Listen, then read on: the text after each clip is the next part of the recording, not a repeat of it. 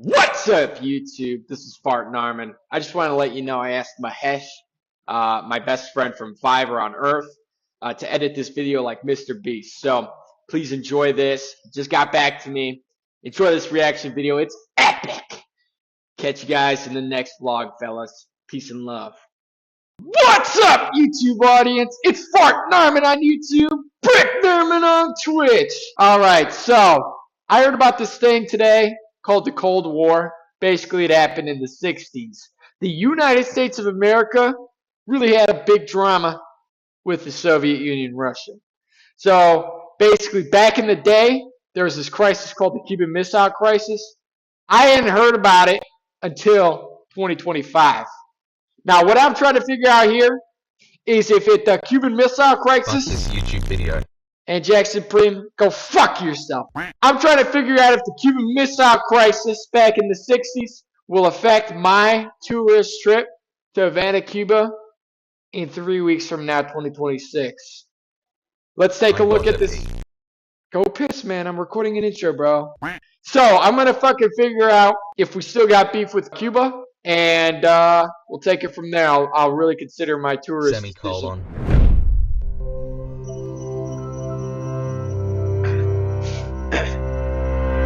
Here we go. It's not hard to imagine a world where at any given moment, you and everyone you know could be You say that again? Say that again, motherfucker! wiped out without warning at the push of a button.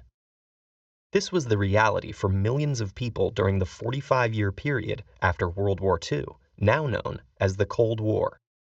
Wow. As the United States and Soviet That was a 45-year thing? Holy shit, man. That Cold War really went on for a long time.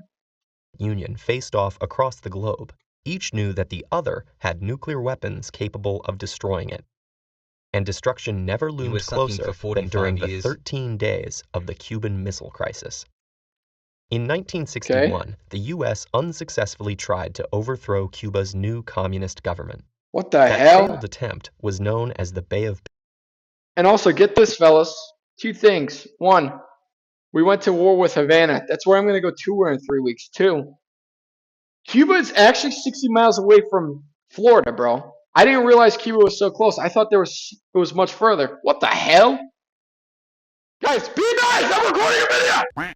and it convinced Cuba to Sorry seek for yelling. help from the USSR. Soviet Premier Nikita Khrushchev was happy to comply by secretly deploying nuclear missiles to Cuba, not only to protect the island, but to counteract the threat from U.S. missiles in Italy and Turkey. By the time U.S. intelligence discovered the plan, the materials to create the missiles were already in place. At an emergency meeting on October 16, 1962, military advisors urged an airstrike on missile sites and invasion of the island. But President John F. Jackson Supreme, go to bed. I'm fucking recording a YouTube video about the Cuban Missile Crisis. This happened, and this is real. Fucking chill out, bro. F. Kennedy chose a more careful approach. On October 22nd, he announced that the U.S. Navy would intercept all shipments to Cuba. Jesus There Christ. was just one problem. A naval blockade was considered an act of war. Although the president called it a quarantine that did not block basic necessities, the Soviets didn't appreciate the distinction. In an outraged letter to Kennedy, Khrushchev wrote, "The violation of freedom to use international waters and international airspace is an act of aggression which pushes mankind toward the abyss of world nuclear missile war." Oh, wow. Quarantine. We had to go into a quarantine back in 2020. If you guys forgot, there was a thing called COVID-19. And yeah, there was a pretty big lockdown. But basically, what they're doing here is wordsmithing this basically naval blockade, calling it a quarantine, not a blockade, so that they could get around the wartime efforts. And pretty much, Russia was thinking to themselves, this is an act of war, fellas. I will literally nuke the shit out of you if you block our shipments. So what the hell is the United States of America going to do? I don't know yet. Thus ensued the most intense 6 days of the Cold War. Fuck. While the U.S. demanded the removal of the missiles, Cuba and the USSR insisted they were only defensive. And as the weapons continued to be armed, the U.S. prepared for a possible invasion. Bro, imagine that. Imagine we were in Russia's back door. We were their neighbors, and we said, hey, Russia, hey, don't mind if I put a nuke 60 miles away from your fucking fat ass, your fucking nice ass. And yeah, I'm married, but yeah, I will remain faithful to my wife. Even though she's not around right now, I won't have sex with another man. On October 27th, a spy plane piloted by Major Rudolf Anderson was shot down by a Soviet missile. Oh, shit! A nuclear-armed Soviet submarine was hit by a small depth charge from a U.S. Navy vessel trying to signal it to come up. The commanders on the sub, too deep to communicate with the surface, thought war had begun and prepared to launch a nuclear torpedo. Oh my God, you would imagine a nuclear submarine holding a nuke can actually talk to someone that could see above water. These fucking guys, oh my God, man, these fucking guys couldn't even, they're underwater. How do they know what's going on above water? What the fuck? If I was in this situation, great question, Jackson Frame from Twitch. Yes, this is fartnarmon on Twitch. If I was in this situation, fellas, what would I have done? The same thing, bro. Yeah. The decision had to be made unanimously by 3 officers. The captain and political officer both. I apologize. I do have another question. Fellas, my slime, tell me something. If you were in this situation, right, you had the option to start the actual nuclear war with Russia. What the hell would you have done? Like and subscribe. Authorized the launch, but Vasily Arkhipov, second in command, refused. His decision saved the day, and perhaps the world.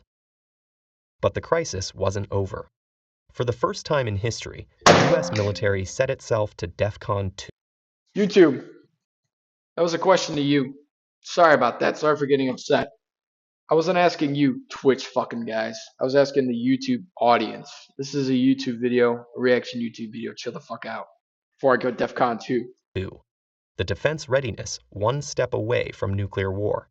With hundreds of nuclear missiles ready to launch, the metaphorical doomsday clock stood at 1 minute to midnight.